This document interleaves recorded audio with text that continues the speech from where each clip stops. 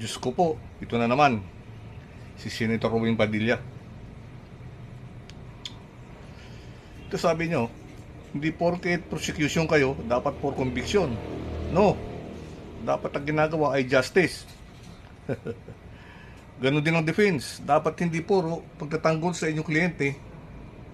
Ganon din ang judge. Dapat hustisya, tayo ay nakaangkla sa hustisya. Ayun po yan kay Senator Robin Padilla. Ito po mga kababayan, matanong ko lang, mga DDS siguro alam niyo kung sino ang ano nito, Chief of Staff, yung pinaka-advisor mismo, yung gumagawa ng kanyang mga speeches, mga pahayag na gagawin niya sa Senado. Ayusin niyo naman, hindi yung pinapahiya niyo ang inyong principal. Ayan pinapasad kayo ng maayos ng inyong senador, tapos hindi nyo tinuturuan ng maigi. Ayan tuloy. Kung ano-ano ang lumalabas sa bunganga sa kanyang utak na wala sa hulog. Ano ba naman? Ayusin nyo. Turuan nyo ng maayos ang inyong senador. Hindi yung inahayaan nyo lang na kung anong sasabihin niya. Ayan tuloy. Katawa-tawa ang kanyang mga naratibo. Mga kababayan, malinaw yan Tapos ito, sinasabi pa nito ni Senator Robin Padilla na dapat daw hindi one-sided ang prosecution.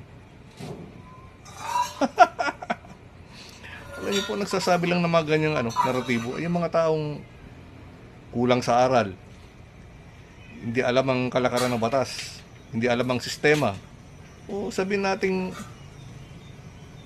sa mikling salita, walang alam. Bobo. Ganon na rin yun inuulit ko po doon sa mga staff nito, lalo na doon sa Chief of Staff, isa ring abogado.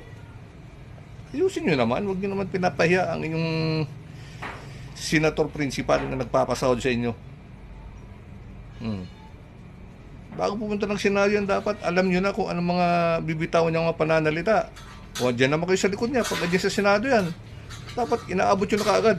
Sulat nyo sa index card kung anong kanyang bibitawan ng mga naratibo. Ito, senador, ito basahin nyo. Hindi yung hinaan yan, yung banat ng banat. Yan tuloy. Laging katawa-tawa sa kanyang mga ginagawa.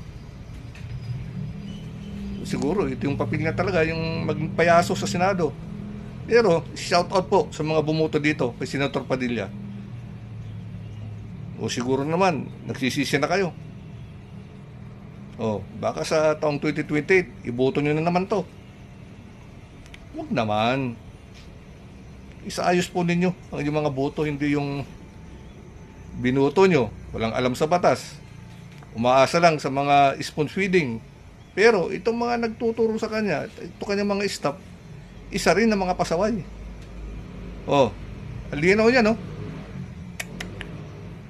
Ano ba naman yan, mga DDS staff ni Senator Robin Padilla? Umayos naman kayo. Pinapahiya nyo ang inyong senador.